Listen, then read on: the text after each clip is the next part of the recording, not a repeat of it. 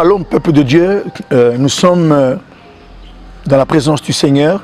Heureux de vous retrouver encore sur One TV, votre chaîne, la chaîne qui vous présente le Seigneur Jésus-Christ seul, lui-même, le vrai et l'unique Dieu, lui qui a été envoyé par le Père pour accomplir la volonté de Dieu et qui en partant nous a laissé le Saint-Esprit. Que la paix soit dans vos maisons et que Dieu vous bénisse. Depuis la fois passée, je suis en train de vous parler du porteur de la vision et son parcours. Mon thème, c'est le porteur de la vision et son parcours. Bien aimé, on a pris l'exemple d'Élie. Et nous avions lu 1 Roi chapitre 17, où on a vu Élie, bien sûr, face au roi Akab. On a vu Élie dire au roi Akab, il n'y aura pas de pluie, sinon à ma parole. Nous connaissons l'histoire. Et en Israël, il n'a pas plu pendant 3 ans et 6 mois. Et Dieu a dit à Élie d'aller se cacher au torrent de Kérit. Après le torrent de Kérit, il est allé, Dieu l'a dirigé vers la veuve de Sarepta. Et après la veuve de Sarepta, Dieu a dit à Élie d'aller se présenter au devant d'Akab. Et il a défié les 450 prophètes de Baal. Et après cela, il est allé prier sur la montagne afin que la pluie puisse retourner en Israël. Mais lisons avec vous la parole de Dieu dans 1 Roi chapitre 17. Je vais lire la parole de Dieu dans 1 Roi chapitre 17. Il est écrit, 1 Roi 17, 1, il est écrit, Élie le Tishbite, l'un des habitants de Galad, dit à Akab, l'Éternel est vivant, le Dieu d'Israël, dont je suis le serviteur. Il n'y aura ces années, si ni rosée, ni pluie, sinon à ma parole. Et la parole de l'Éternel fut adressée à Élie en ces mots. Pars d'ici, dirige-toi vers l'Orient et cache-toi près du torrent de Kérit, qui est en face du Jourdain. Tu boiras de l'eau du torrent, et j'ai ordonné au corbeau de te nourrir là. Il partit et fit selon la parole de l'Éternel, et il alla s'établir près du Jourdain. Les corbeaux lui apportaient du pain et de la viande le matin, et du pain et de la viande le soir, et il buvait de l'eau du torrent. Verset 7. Mais au bout d'un certain temps, le torrent fut à sec, car il n'était point tombé de pluie dans le pays. Alors la parole de l'Éternel lui fut adressée en ces mots. Lève-toi, va à Sarepta, qui appartient à Sidon, et demeure là. On lui dit demeure là. Et au torrent de Kérit, Dieu lui dira, j'ai ordonné au corbeau de te nourrir là, au verset 4. Maintenant ici au verset 9, on lui dit demeure là. Voici, j'y ai ordonné à une veuve de te nourrir. Il se leva et il alla à Sarepta. Comme il arrivait à l'entrée de la ville, voici, il y avait là une femme veuve qui ramassait du bois. Il l'appela et dit, va me chercher, je te prie un peu d'eau dans un vase afin que je boive. Et elle alla en chercher.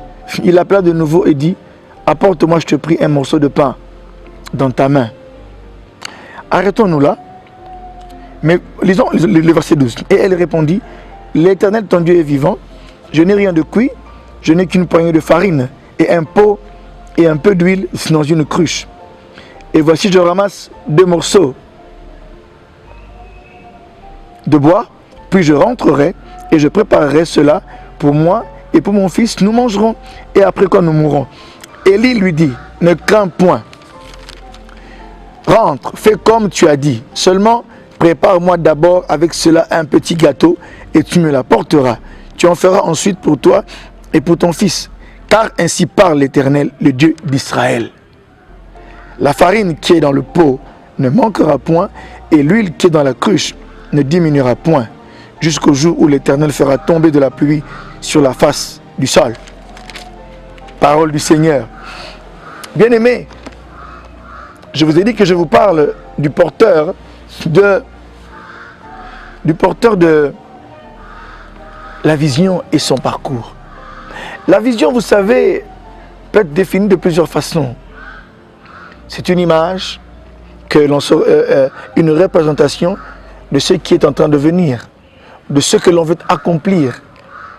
On dit de quelqu'un qu'il a une vision lorsqu'il a dans son image, lorsqu'il a dans son esprit, dans sa pensée, quelque chose qu'il veut accomplir. Cela peut être une vision. La vision est aussi ce que Dieu imprime en nous, comme une révélation, afin que nous puissions avoir la pensée de Dieu, afin que nous puissions comprendre des réalités spirituelles. La vision, ça peut être une prophétie, ce que quelqu'un reçoit de la part de Dieu, un travail à accomplir, un objectif à atteindre.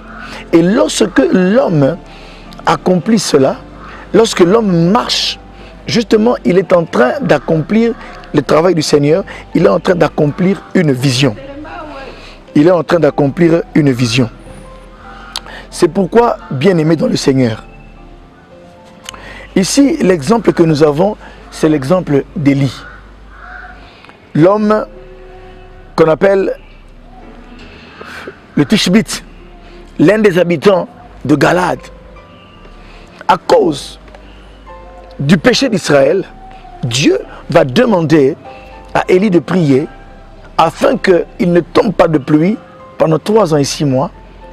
Et après cela, le temps de sécheresse devait servir à ce que le peuple revienne à l'alliance. Jézabel a invité les prophètes de Baal en Israël. Et ces prophètes ont perverti les voies de Yahvé. Et le peuple a commencé à suivre Baal. Or, Israël est un peuple d'alliance. Quand ils ont brisé l'alliance, Dieu a envoyé un châtiment, la sécheresse. Dans Jacques 5, les versets 16-17, on nous parle de cela. Élie était un homme de la même nature que nous. Mais il pria afin qu'il ne plût point en Israël. Il ne tomba pas de pluie pendant 3 ans et 6 mois. Et la Bible dit encore, il pria de nouveau et le ciel donna de la pluie. Donc, en reliant ces versets, nous nous rendons compte que la sécheresse était voulue par Dieu. Mais maintenant, Élie a la vision de Dieu de réconcilier le peuple avec le Seigneur, d'aller au Carmel faire le défi, parce que lorsqu'il priera à la fin, on le verra dans la suite. Il dira, Éternel, que l'on sache aujourd'hui en Israël que c'est toi qui es Dieu, et que tout ce que je fais, je le fais selon ta parole. C'est pourquoi, bien-aimé dans le Seigneur, celui qui a un parcours avec Dieu, lui qui a une vision avec Dieu, il passe par un parcours.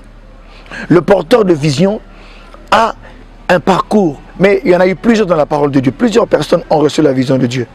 Mais ici, on est en train d'examiner le parcours d'Élie et des leçons spirituelles à retenir. La première saison, on a retenu, qui était la saison de Kérit. Dieu a dit après qu'il ait défié Akab, en disant qu'il n'y aura pas de pluie ni rosée.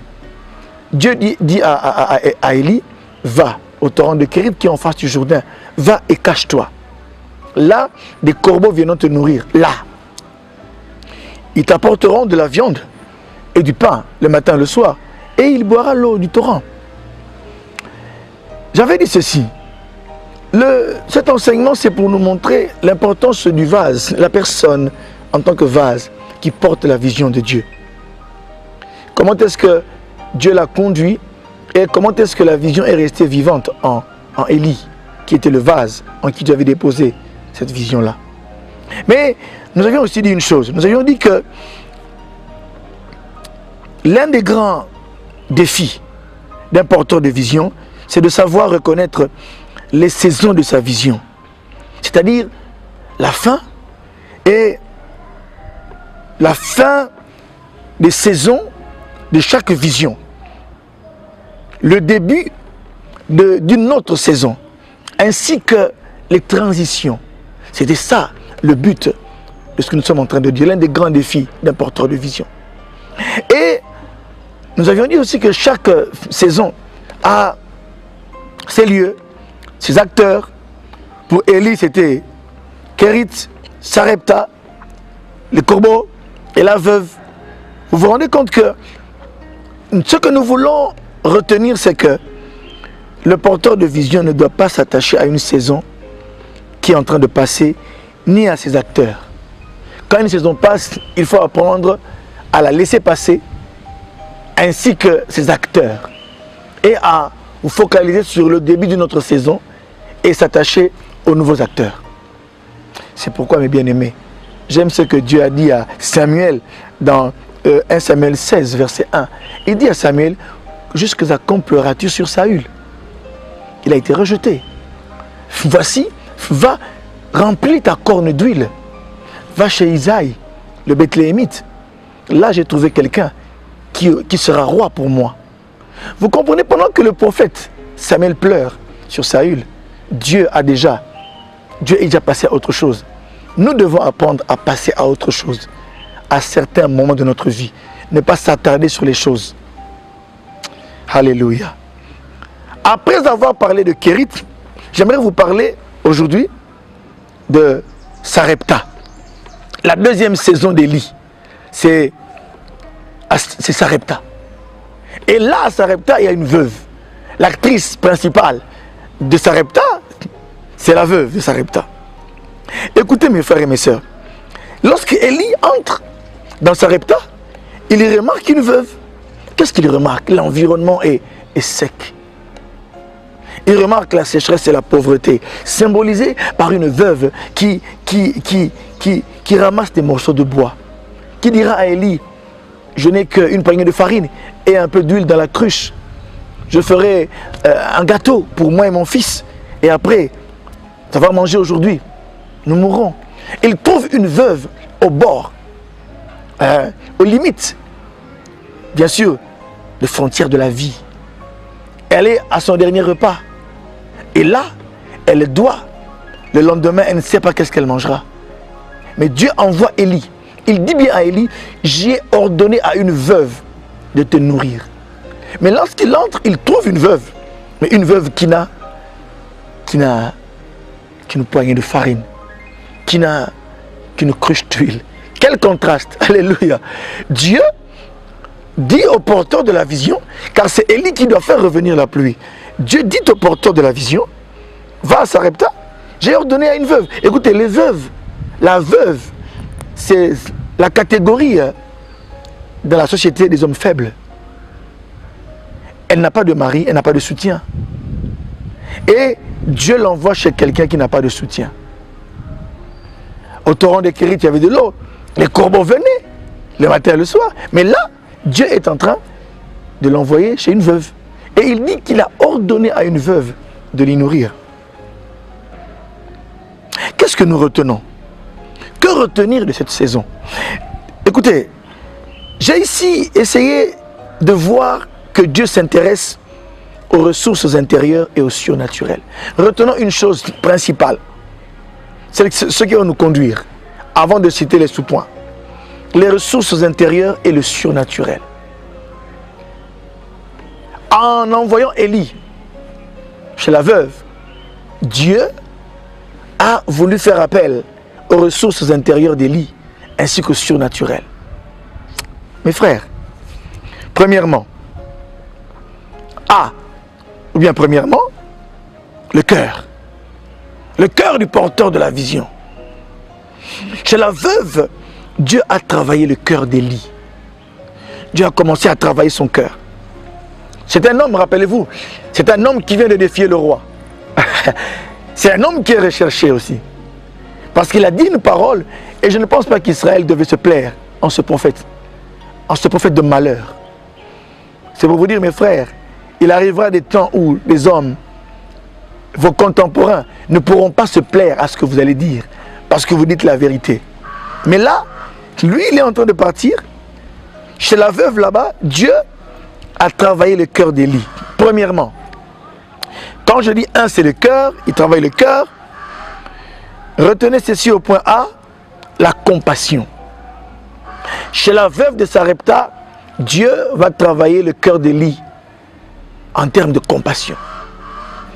Au torrent de Kérit, là on a parlé du choix de Dieu, du temps de Dieu, du secret de la solitude, être seul, savoir être seul. Mais chez la veuve, Dieu travaille sa compassion. Il trouve, imaginez-vous un homme puissant, un homme qui a fermé le ciel, qui a prié avec instance et il a fermé le ciel. Et là maintenant, c'est un homme à qui Dieu demande la compassion. Vous verrez, il doit vivre avec une femme qui est faible. Une personne qui n'a pas de puissance financière. Une personne qui va perdre son enfant. Et Élie va ressusciter l'enfant. Il doit avoir de la compassion parce que Élie devra avoir de l'empathie, de l'anthropathie envers cette veuve, parce qu'il doit également, non seulement il doit rester là chez la veuve, puisque c'est un ordre de Dieu, mais il doit aussi également permettre à la veuve d'accomplir l'ordre de Dieu. Parce que Dieu dit, j'ai ordonné à une veuve de te nourrir. Mais comment peut-elle nourrir le prophète lorsqu'elle n'a rien? Élie doit avoir la miséricorde. Il doit avoir de la miséricorde pour cette femme, car la femme est appelée. Elle perdra son fils. Et quand elle perdra son fils, mes frères et mes sœurs, là, elle verra la main de Dieu. Mais Élie est passé par ce moment de compassion. Il est passé par un moment de miséricorde. Ne vous dites jamais, lorsque Dieu vous envoie dans un environnement pauvre, ne dites jamais, ah vraiment Dieu, le grand Dieu, l'Éternel, il m'envoie dans un endroit sec, un endroit chez des gens qui n'ont pas d'argent. Mais toi, porteur de vision, lorsque Dieu t'envoie quelque part, lorsqu'il vous envoie quelque part, lorsqu'il vous fait rencontrer des hommes et des femmes qui n'ont rien, sachez que c'est le moment où Dieu vous demande de la compassion, de la miséricorde, non seulement de la sympathie, mais de l'empathie. Et aussi de l'anthropathie. Mettez-vous à la place de ces personnes-là. Partagez leur sort. Comme le Christ étant venu sur la terre, il a partagé la chair. Il a partagé notre condition humaine. Il a revêtu la chair, la faiblesse. Mais c'était afin de nous sauver. Sachez que tout porteur de vision peut passer par un moment de sécheresse. Il peut passer par un moment où Dieu met dans son environnement des hommes et des femmes qui sont tellement faibles, qui se posent la question, est-ce Dieu qui m'a envoyé? Oui, c'est Dieu qui vous a envoyé. La sécheresse, la pauvreté de la veuve, ne voulait pas dire que Dieu n'était pas avec Élie. Dieu était avec Élie. Deuxième chose, la puissance cachée ou les grâces attachées au porteur de la vision. Point B. Écoutez mes frères et mes sœurs. Là chez la veuve, Dieu va faire en sorte que la puissance qui était en Élie, alléluia, ou les grâces attachées au porteur de la vision puissent se manifester. Car il verra, il dira à la femme, donne-moi de l'eau, fais-moi un morceau de pain. La femme dit, mais je n'ai qu'une poignée de farine, un peu d'huile. Et Élie comprend alors que non, ici, il faut que je puisse maintenant agir au nom de l'Éternel. Il lui dit, vas-y et prépare comme tu as dit, mais donne-moi d'abord à manger. Car ainsi parle le Seigneur. Là maintenant le prophète est en train d'agir en tant que l'envoyé, le mandaté ou le mandataire de Dieu. Là il dit, car ainsi parle l'Éternel. Laissez-moi vous lire cela. Laissez-moi vous le lire. Élie dit, ne crains point, verset 13, ne crains point. Fais comme tu as dit, seulement prépare-moi d'abord avec cela un petit gâteau et tu me l'apporteras. Tu en feras ensuite pour toi et pour ton fils. Car, verset 14, car ainsi parle l'Éternel, le Dieu d'Israël. La farine qui est dans le pot ne manquera point et l'huile qui est dans la cruche ne diminuera point jusqu'au jour où l'Éternel fera tomber de la pluie sur la face du sol. Alléluia. Là, il y a une exception. Là, le porteur de vision devient, pour la femme qui est à Sarepta, une exception. Il amène à cette femme une exception, bien aimée dans le Seigneur. En ce moment-là, elle est dans une situation économique difficile. Mais le porteur de vision est là. Il a une puissance, la puissance cachée. Ce verset me plaît, pourquoi? Parce que la veuve donne tout ce qu'elle a et Élie lui dit, ainsi par le Seigneur, l'huile ne manquera pas. Alléluia, l'huile ne manquera pas. Et la farine ne manquera pas. Jusqu'à ce que, pendant tout le temps de la sécheresse, elle ne manquera pas. Quand il y a la sécheresse, on ne pourra pas planter, on ne peut pas récolter. Mais il dit, tu ne manqueras pas. tu ne manqueras pas du pain, non, de la farine et de l'huile, jusqu'au jour où l'Éternel fera descendre la pluie sur la face du sol. Elle ne manquera pas. Alléluia. J'aime cela parce que vous, porteurs de vision, il y a en vous quelque chose d'insoupçonné. Il y a dans votre ministère, il y a une puissance, il y a une manifestation des grâces que vous n'avez pas encore expérimentées. Jusqu'au jour où vous rencontrerez la veuve de Sarepta. Jusqu'au jour où vous rencontrerez une difficulté insurmontable aux yeux des hommes, mais pas aux yeux de Dieu. Et ce jour-là, Dieu fera appel à votre bouche. Dieu fera appel à vos mains, à votre sens, à votre sensibilité et aux grâces qu'il a attachées à vous. Chaque porteur de vision porte quelque chose de Dieu. Chaque homme ou chaque femme qui porte la vision de Dieu a quelque chose de Dieu à donner au monde. Même quand l'environnement est sec, vous pouvez le rendre habitable. J'aime ce que dit le verset d'Ésaïe. J'aime ce que dit le prophète Ésaïe, que les tiens rebâtiront sur d'anciennes ruines. Ils rendront le pays habitable. C'est pourquoi je m'adresse à chaque personne ici qui me regarde. Sachez qu'en vous, il y a un potentiel spirituel, un potentiel physique. Vous avez des talents. Hein, ça peut être votre intelligence, ça peut être un don spirituel, un talent naturel, votre intelligence pour rendre l'environnement habitable. Ne vous méprenez pas, ne vous méprisez pas, car Dieu s'est investi en vous afin de changer l'environnement dans lequel vous êtes. La troisième chose, le point C.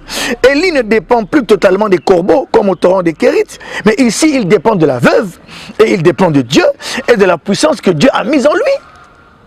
Les choses changent. Le porteur de vision est en train de passer par des exercices spirituels. Là, le matin, les corbeaux amènent la viande et le pain. Il boit l'eau du torrent. C'est un peu un moment de facilité, mais un moment de secret, de solitude. Mais il y a une certaine facilité, une providence divine. Alléluia, qui vient sans effort. Et là, Élie devra faire quelque chose. Mais chez la veuve, Élie doit faire quelque chose. Il doit prononcer la parole. Il y a des moments où, bien aimé, restez ainsi. Dieu peut agir avec vous, amener les choses vers vous. Il amène, il appelle les grâces, les contacts, les relations, la bénédiction. Mais il y a des moments où c'est vous qui devrez produire la bénédiction. Il y a des moments où c'est vous qui devrez faire l'effort. C'est vous qui devrez faire quelque chose, un travail. C'est vous qui devriez maintenant vous rendre compte du potentiel et libérer ce potentiel-là. Car Dieu est un Dieu des potentiels cachés. Dieu est un Dieu qui, lorsqu'il habite en l'homme, il fait en sorte que les choses puissent aller et que cet homme se découvre. Pour sa survie, Élie a dû faire un miracle.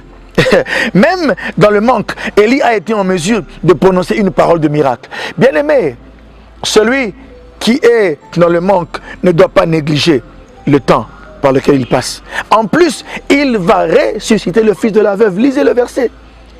L'enfant va mourir et Dieu, par Élie, va le ressusciter. Après le cœur, laissez-moi finir au point 2 par la chambre haute. À Sarepta, laissez-moi vous parler de la chambre haute. La chambre haute peut symboliser la vie de prière. Et quel est le rôle de la chambre haute? Le rôle de la chambre haute, c'est de maintenir le porteur de vision dans la communion et l'intimité de celui qui a donné la vision. Le rôle de la chambre haute, je répète, c'est de maintenir le porteur de vision dans la communion et l'intimité de celui qui a donné la vision. Le donneur de vision veut rester en communion avec vous, en alliance avec vous, dans un contact, dans l'intimité. C'est pourquoi il y aura une chambre qui sera préparée pour Élie. Chaque porteur de vision doit veiller sur sa communion. Il doit veiller sur... Vous avez une vision. Dieu vous dit de faire quelque chose pour lui. Dieu vous a montré des choses à accomplir pour sa gloire. Sachez que vous devez rester dans la prière. Vous devez être dans la chambre haute, bien aimé. Parce que c'est dans la chambre haute que vous allez rester en contact avec le donneur de la vision. Deuxième chose, toujours dans la chambre haute, deuxième rôle de la chambre haute, c'est de garder dans la hauteur le porteur de la vision. Garder le porteur de la vision dans la hauteur. La chambre, elle est haute. La hauteur devient notre habitation, comme l'aigle. Vous vous rappelez de l'aigle? 1 Roi 17, 19. 1 Roi 17, 19 dit qu'Élie demeurait dans la chambre haute. Apprenez à demeurer dans des dimensions élevées. Vous qui êtes appelés à faire de grandes choses. Job 39, 27 à 30, il dit que l'aigle habite sur les montagnes, au sommet des montagnes. Et c'est là qu'il a son nid. Bien-aimés, écoutez. Le porteur de vision doit, mes frères et mes sœurs, être dans la chambre haute. La chambre haute, le troisième rôle et la fin, je finis par le troisième rôle de la chambre haute, c'est de préparer spirituellement le porteur de vision à la saison prochaine. Alléluia. Car la saison prochaine, c'est quoi? Voici Élie. Élie doit maintenant se présenter au devant d'Akab. Il dira au serviteur d'Akab, va dire à ton maître, voici Élie. J'aimerais aussi te dire que bientôt le Seigneur va te présenter. Il va te présenter au monde.